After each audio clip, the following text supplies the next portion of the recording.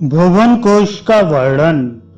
भगवान वराह कहते हैं, वसुंधरे भगवान रुद्र पुराण पुरुष शाश्वत देवता यज्ञ स्वरूप अविनाशी विश्वमय अज शंभु त्रिनेत्र एवं शूलपाणी हैं। उन सनातन प्रभु से संपूर्ण ऋषियों ने पुनः प्रश्न किया। ऋषिगण बोले, देवेश्वर आप हम संपूर्ण देवताओं में श्रेष्ठ हैं, अतः हम आपसे एक प्रश्न पूछ रहे हैं, इसे आप बताने की कृपा करें। उमापते पृथ्वी का प्रमाण, पर्वतों की स्थिति और उनका विस्तार क्या है? देवेश्वर कृपया इसका वर्णन करें।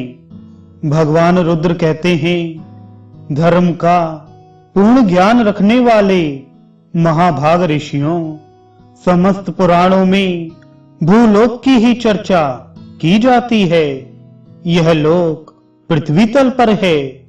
मैं तुम्हारे सामने संक्षेप से इसका वर्णन करता हूँ।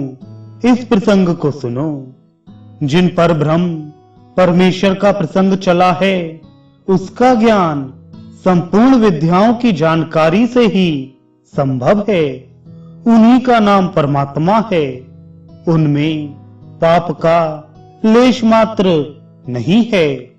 वे परमाणु जैसा सूक्ष्म तथा अचिंत्य रूप भी धारण कर लेते हैं। उन्हीं संपूर्ण लोकों में व्याप्त रहने वाले पीतांबरधारी का नाम नारायण है। पृथ्वी उन्हीं के वक्ष स्थल पर टिकी है। वे दीर्घ, ह्रस्व, कृश, लोहित आदि गुणों से रहित तथा समस्त प्रपंच से परे हैं। बहुत पहले से ही उनका यह रूप है। उनका स्वरूप केवल ज्ञान का विषय है। सृष्टि के आदि में उन प्रभु में सत्य, रज और तम के निर्माण करने की इच्छा हुई।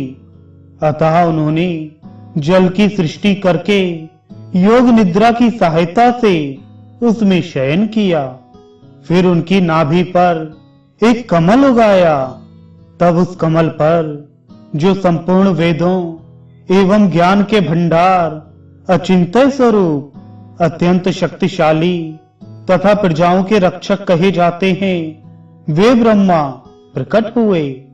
उन्होंने सनक, सनंदन, सनातन और सनत कुमार प्रवृत्ति धर्म ज्ञानी पुत्रों को सर्वप्रथम उत्पन्न किया और फिर स्वयंभु मनु, मरीच आदि मुनियों तथा दक्ष आदि प्रजापतियों की सृष्टि की। भगवान दक्ष द्वारा श्रेष्ठ स्वयंभु मनु से इस भूमंडल का विशेष विस्तार हुआ। उन महाभाग मनु महाराज के भी 2 पुत्र हुए, जिनके नाम क्रमशः प्रियव्रत और उत्तानपाद थे। प्रियव्रत से 10 पुत्रों की उत्पत्ति हुई। वे थे आग्निद्र, अग्निबाहु, मेद, मेधातिथि, ध्रुव, ज्योतिष्मान, द्युतिमान, हव्य, वपुष्मान और सवन।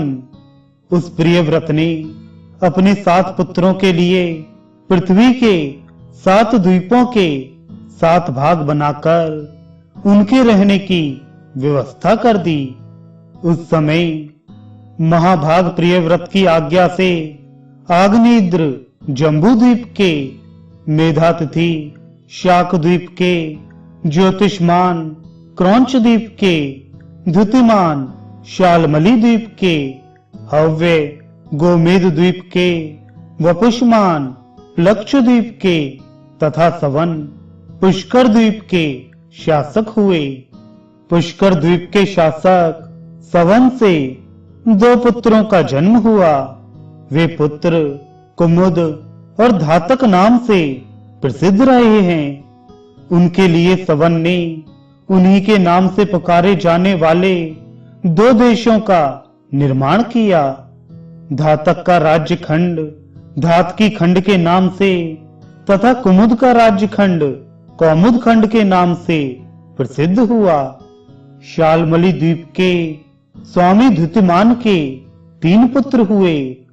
उनके नाम कुश, वैद्युत और जीमूत वाहन थे।